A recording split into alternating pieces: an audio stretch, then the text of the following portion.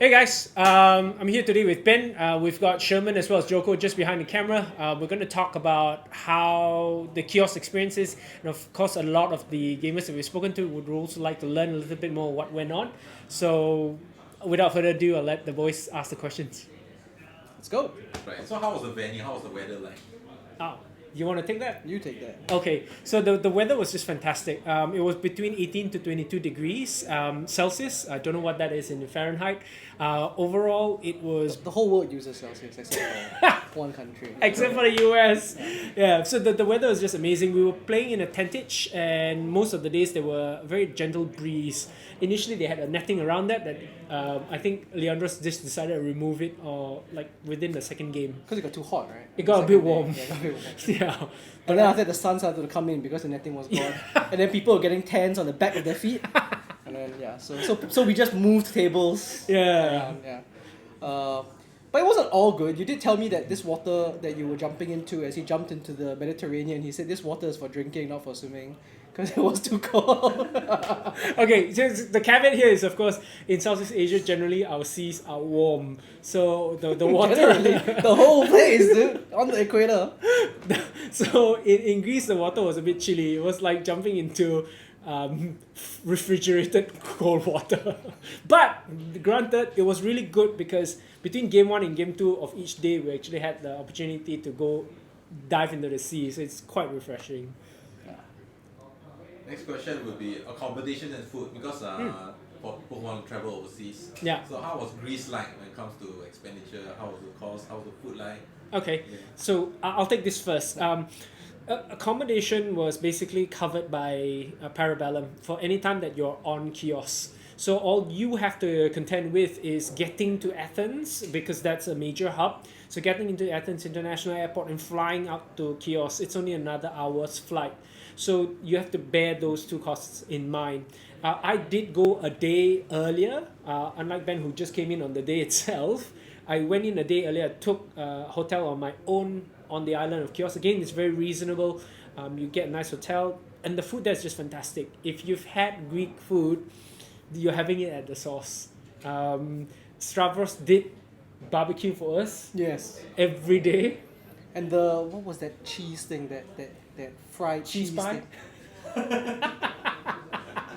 So I cut it out. Stavros will get that now. No, the grilled cheese. Yes. Yeah, I can't remember what it's called, but it's really good. It's really Yes. good. And then they've got mastika. yeah, there as mastika is well. amazing, Really yeah. good stuff. Yeah. Really good stuff. And it's healthy as well. I think that was a... I wouldn't believe that. I mean, in Vermont they say cheese is healthy. I'm not so sure. So I had a lot of Greek salad. Yeah. Tomatoes there are just amazing because I don't know if you've seen their tomatoes in Greece. It's just ripe, it's just red, and it's unlike the stuff that we get from around these areas. Yeah, but those are from China. Bullshit. Just kidding.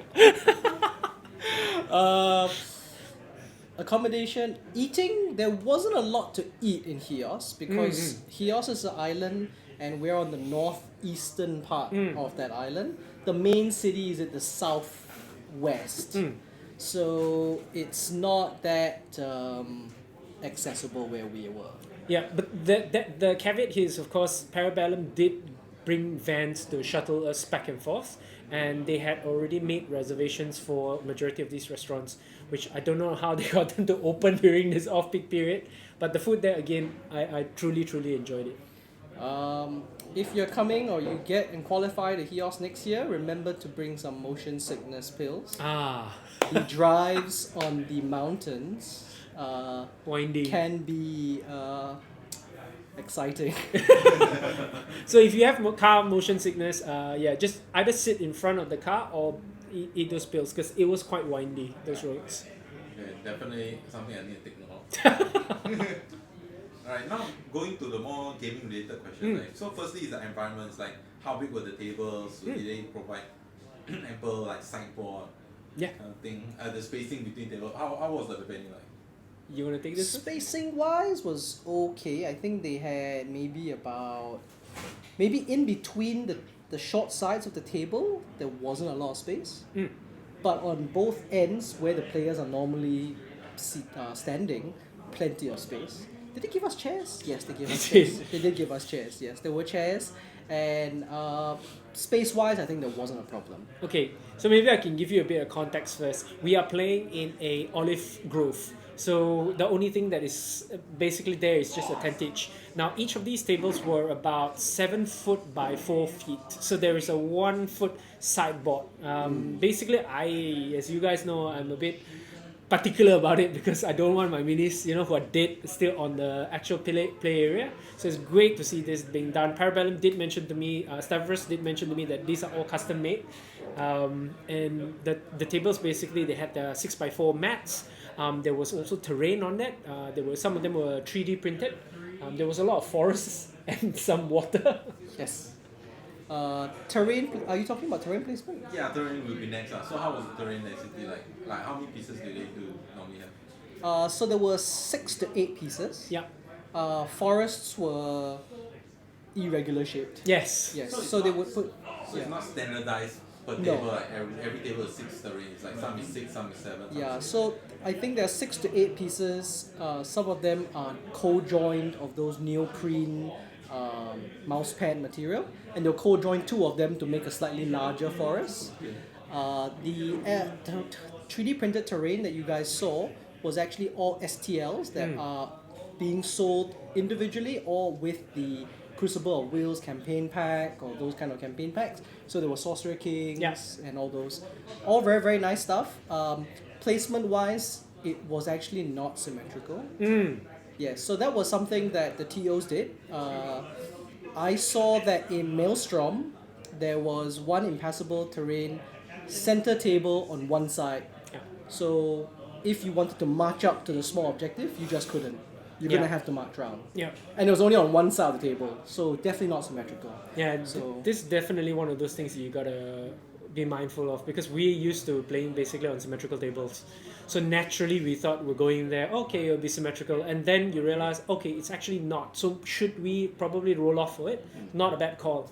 Like I would ask my opponent, would you mind if we roll off on it because the tables are non-symmetrical. The other thing is that majority of the terrain features were all predefined, whether it's impassable, things like water, for example, they don't play it hindered as well. So we play it hindered here, but they don't. It's just -1 there. And then there was also the forests. There was this green patch that looked like a forest, but actually some people was playing it as water. So it's always good to have that preliminary conversation with your opponents as well. And I think one big difference was they put terrain on objectives, Ah, yes. which we do not. Yeah. Was there a particular reason why you did that? There was a very vocal community that said that Ashen Dawn would win if it wasn't done that way. Yes. Although, I mean, we're going a bit into the games right now. I don't feel that was the case because I played against Andrew, and he had a lot of Ashen Dawn.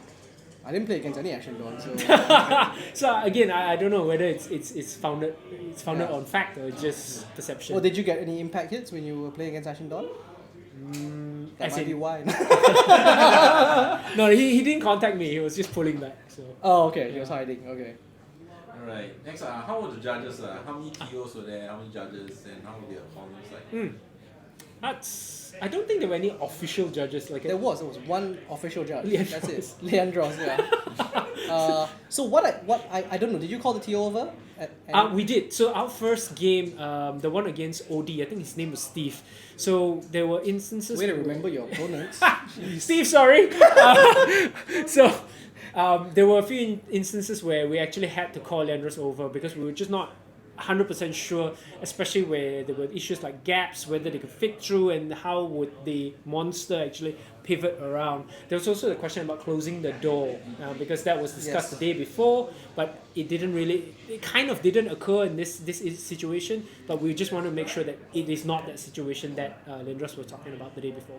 So rules wise, what Leandros did was the day before the game started, he sat all 16 players down and he went through the rules. There was also an FAQ released just before we left, I think on the Friday or the Saturday off, and an email out to everybody saying this is the FAQ we're going to follow.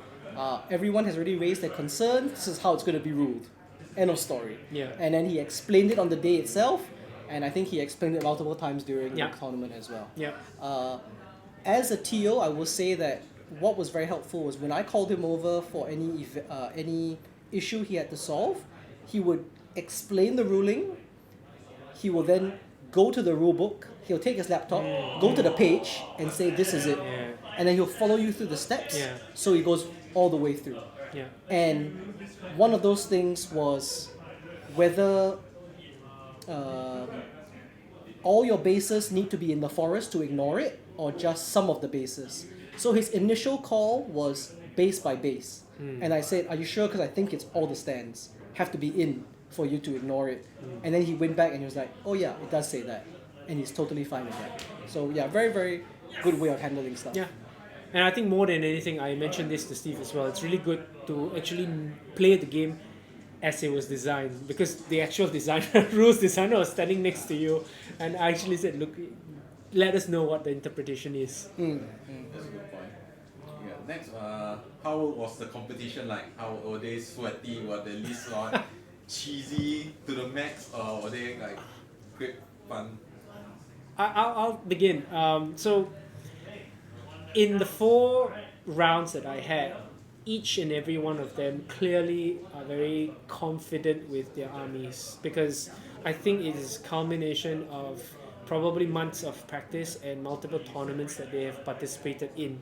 So there was this level of familiarity. So to answer your question earlier, they aren't salty or cheesy in behavior, but the lists are very efficient, or majority of the lists were very efficient. Like there's very little fat in there. Like they knew exactly what each unit was going to do. However, none of them behaved unkindly. Before they made the move, they would tell you. After they roll, they'll ask you to verify. So it's these kind of behaviors that again sets the Conquest community apart from a number of the community that I have played in. I don't know what was your experience like. No, yeah, exactly the same. I think everyone was very... My first game was against Carl, which was really stressful. Once you tell me I'm going up against the US number 2, I'm like, oh god, damn it. I was just like, okay. But yeah, so there was one part where he was rolling his dice, and then he's a very fast counter, so he just rolled and he... Yeah. So I'm like, hey, can you just Slow it And down. then after he was like, oh, sorry, that he was okay after that. Yeah. Yeah. So very, very nice people. I think sportsman-wise was fantastic. I also have to just jump in here to add, because majority of the gamers actually brought their +1s, and that really helped, because my missus came along and she said one of the best parts about that entire experience was the fact that she was able to mingle with the +1s. And I mentioned this in my vlog just recently. They had things like, for example, Kinga actually ran a yoga session in the morning for the ladies. Who? Kinga, Arcadius' wife. Why wasn't I invited? No, You don't want to see this guy in yoga pants. No, the you last don't. time I went to yoga class, I fell off to sleep. I did that thing that you lie down, that lazy dog or whatever, just like, did not come back up. Yeah. So it's just a lot of these kind of things. For example, we even managed to swim in the sea, and I think it was I cannot remember who was the one who just yelled at us to just get in. Somebody in the water, and then we just went for it. Such an experience.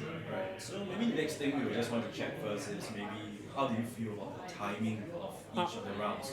Because I think that it was held at 2 hours and 15 minutes, which is something that can be a bit fast for some players. But yeah, what's your view on it? So 2:15 is basically where Ben and I actually the week before, we were wondering why isn't this being pushed to 2.5 or even 2:45 or even 3 hours, because it's just 2 games a day. Yeah. So my opinion, and this is 100% mine, was that I think 2 hours, maybe 2:30 would have made more sense, only because it allowed us a bit more flexibility. Because what happened was, especially in my first game, both Steve and I were a bit more cautious. We only got to round 5. The other 3 games of mine, they were very quick, because I realized 2 hours 15 will just pass by really quickly. So we agreed at the beginning of the game, look, 2:15, we got to make this fast. So that's why the match 2, 3, and 4 onwards, I finished all 10 rounds. But I felt it was a bit short, to be honest. I think 215 is a little bit short. It does time compress it. So I can understand why, because you're saying that, look, everyone's top of the world, so You should know you your- should know what you're doing, right? I get that, but I did propose, and I'm proposing to you again, Leandros, that what we should do for Worlds is we should have no time limits. So the best player wins. End of story. There's no, I was stressed, I forgot about this, I forgot about that. No, take as much time as you want. You have the whole morning to play game 1, the whole afternoon to play game 2. Best player wins. And it also means that people get to bring 5 Apex Predators, because you can bring a whole heavy list and go to turn 10, knock yourself out. And it brings Worlds to a whole different level, because it's the best conquest you can play. Think about it. Just say. So, on that note, what do you think that are some of the good practices you might have learned from this event? You're playing all the best players in the world. So, for example, how do they maintain the proper board state? Some good practices, as I think Dennis alluded to earlier, about the dice rolling. Yeah. So, some of the stuff that you take away from that. So, I've traveled for some games. And I've gone to CanCon, I've gone to a few. So what I do normally is, before the game starts, I just let them know that, hey, if there's anything I'm doing that's not nice, just let me know, I'll sort it out. And the other thing that I get on consistency is always dice. So are we going to accept cocked dice, or must it be flat? So I tell them, I prefer flat, it's easier, it's just across the board. If it's not on a flat, a little bit cocked, reroll.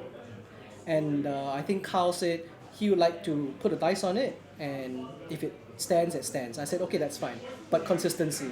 And then once you agree to that, that's fine. But because you don't want it to happen later on in the supremacy roll, where it's a 1, right, on it it's cocked, and then you're like, I really want to keep that dice though. Yeah. Then we didn't discuss it, and then you're like, it's not really that cocked, and then you're like, Yeah. so easier that way. Yeah.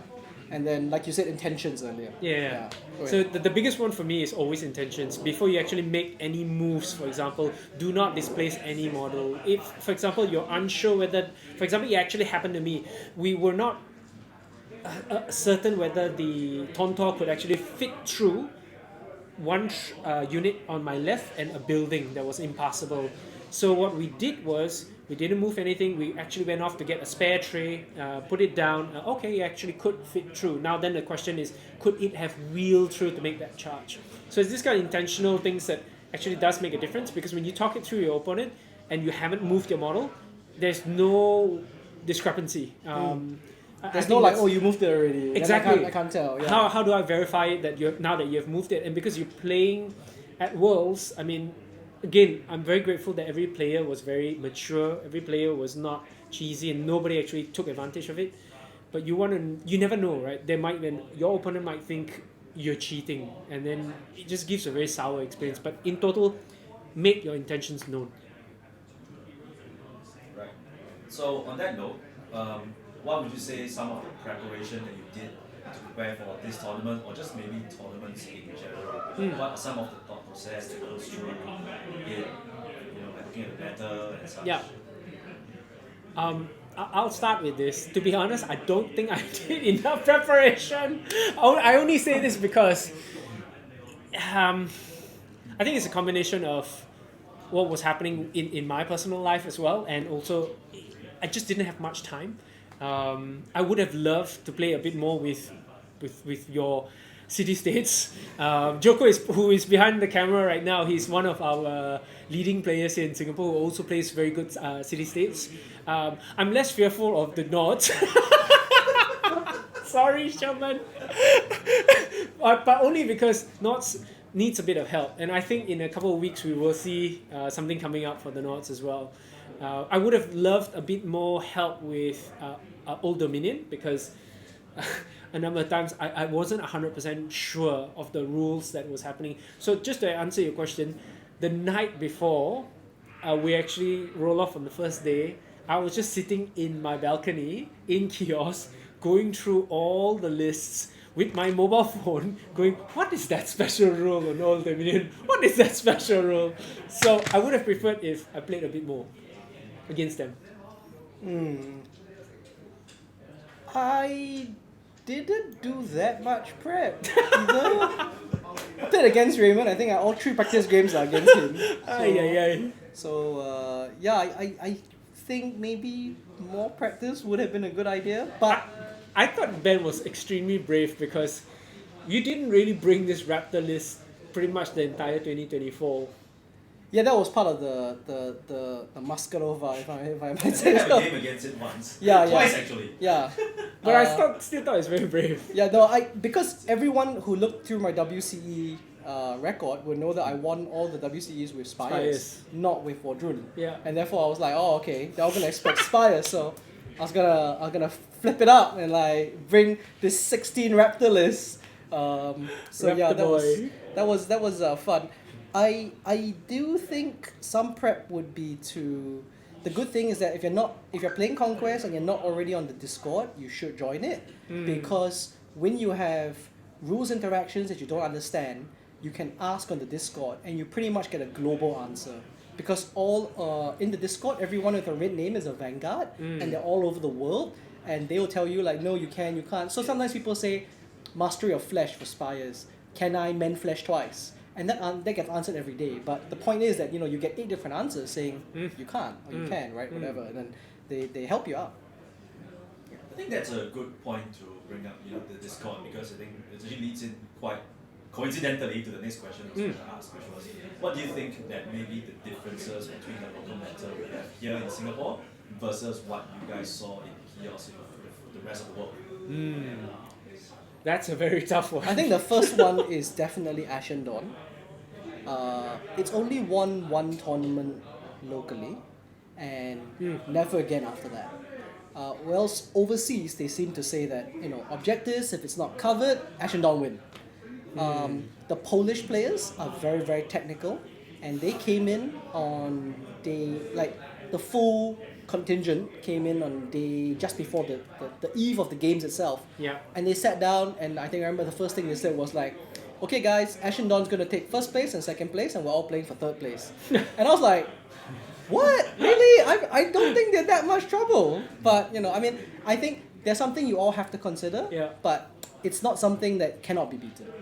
I can't remember who was the one who mentioned it. Was it you, Joko, that Ashen Dawn are a stat check? In some ways. Yeah, so they're kind of like the Space Marines of our world because of what they can do, their durability. But would they win you the tournament? I don't know. They are difficult to beat. I did run up against one, but yeah, I don't know if they'll win you games. The win you tournament. Sorry. Curious, which ones are your most memorable games in Chios? I'll start with that because my one is just too too clear. So I played against Andrew, and he has Ashen Dawn, and I was the first 2 rounds he was leading, and then subsequently the middle rounds I was basically leading, and up until the 9th round I was leading. On the 10th round he flipped that and he won the game by 2 points. I was like, what? And I know we just said all that things about Ashen Dawn will win you the game. To be fair, I think it was my mistake. Not bringing, for example, the ability for the Scion to just re-roll my dice. Yes. That one really. Not reroll the dice, to turn off the objective. You should have done that on turn 1. Yeah. That was the. No, it was because I failed to turn it off. If I managed to turn it off, he wouldn't have gotten the points. I did tell you focused. I told you Focus, focused. yes, focus. That's the thing that I needed. And all the other Wardroom players with Scions brought focus. I know. Yeah. He like to play dangerously. That's what I think. Yeah. Noticed about him. I like to gamble, like Ball said. I like to gamble. My most memorable game was against a Polish player called Alexander. This guy had the most unlucky game I have seen so far. The Polish players are very technical. So he came to the table, he knew exactly, he said, oh, you're playing the Raptor list, your edge on me is the slingers with the Conquest. And I was like, yup. And then we had like a 2-minute delay at round 2 because he moved his slingers up, I moved my slingers up, and he had calculated that I can only threat range him at 6 plus 6 for my 2 marches on, plus 6, and then plus 18. So march, aim, shoot. he forgot to calculate the +3 that I get for conquest. And so he was like standing there, I was like, no, wait. You should only be able to shoot 36. And I was like, no, my threat range is 39, and you've just told me you're 38. Then he was like thinking, and then we had to do the math for a while. I mean, there were beers, so maybe he was enjoying himself a little too much. So that got rid of his slinger unit. And then I think his reinforcement rolls were bad. He failed two 4+ rerollable charges in the same round. Oh my god. So the Apex stood there at the back, and then his Chosen stood there in front of his Blooded unit, and it was just a really, really bad round for him. Oh my So god. I didn't feel like I won that. I feel like he lost it. It's just like, I was just like, So that was really unlucky on his part. I got to give it to him. If I win to Worlds and I had that kind of round, I'd be so mad. I'd be so mad. Like, just my dice stole my glory, you know? Do you think, just sideline, do you think you could have beaten him if the dice actually went your favor? I mean, went his favor? Averages. I mean, I think it is a dice game. So Yeah. when we get to Chios, a lot of the games are going to come down to a single A supremacy die roll. roll, yeah. Because short of you making a mistake like that, it's going to come down to a dice roll. Yeah, I think Yeah. you're echoing what we have already mentioned, that Yeah. every player knows their lists in and out Yeah. quite well. So when it's dice that will eventually fail us, and you've Yeah. got to come to accept that. The earlier you can accept that, the better. Because again, everybody is at quite a high level. Yeah. So a lot of people are saying like who came in first, who came in last, but even the last guy is Yeah. the top 16 players in the world. In the so world. yeah, it's Yeah. Maybe, alright, so maybe we'll move on to maybe a bit more light-hearted topic, just to engage you as Conquest players, not Worlds players. Alright, so we know that both of you brought Wadrun. So what would you say is your favorite Wadrun unit and your favorite non-Wadrun unit? Let me guess what your favorite unit is. the hunting pack. No? I think for Baby raptors. No. What's yours? Everyone knows mine. So raptors. So for the longest time ever in Singapore, everybody knows that I love the slingers because it just turns everybody pale whenever they see it. But to be honest, I guess just based on my current or my previous list, my favorite would have been the Tontor. I felt that barring it was heavy, it does a lot of things on its own. The model is cool. It's just an awesome unit. There's no decay. For example, you can do it 25 wounds. It is still as fresh as it was from 26 wounds. So that would be my answer. 29 cm tall. I carried that to Chios, to Athens as He well. carried it with the resin base. With the resin base. Not like the flat monster base the rest of us use. So I think with the resin base it's not 29, I think it's taller. It's slightly taller. Yeah, it's probably 31, 32. Yeah. What about non-Wadrun units? Non-water Yeah, units. any of them like kind of like sure, it gave you a big impression. Like, this is something. You mean at Chios or you mean just in general? Just in general. Oh, in general, I love the Bukelefoy. The armored cows of the Old Dominion. Oh, are we talking about models or are we talking about Models, rules? right? Just Models. Just I think it's the most beautiful model. Sorry. And they just suck, but they need a buff. These guys. Memories of all this brutal impact. I was like, fuck, useless. You never see this guy on the table, but they're so cool though.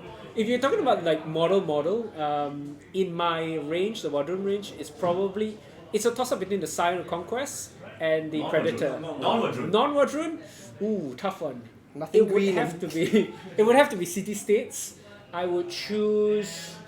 It's a tough one because you guys have a lot of very nice models. Chariots, Talos. No, the Talos is nice, but I like the other giant, The flaming one or the Smith? the Smith, The Promethean. Promethean. He looks very good.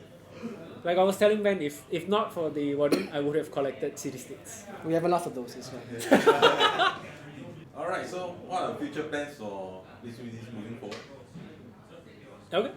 My future plans, I have spoken to my missus and we want to go every year if possible. Again, assuming I can qualify, but we've already parked aside a budget every year to go to Greece. So Chios, we're coming for you. I hope to qualify as well. I think as the game gets older, the metas are gonna get better.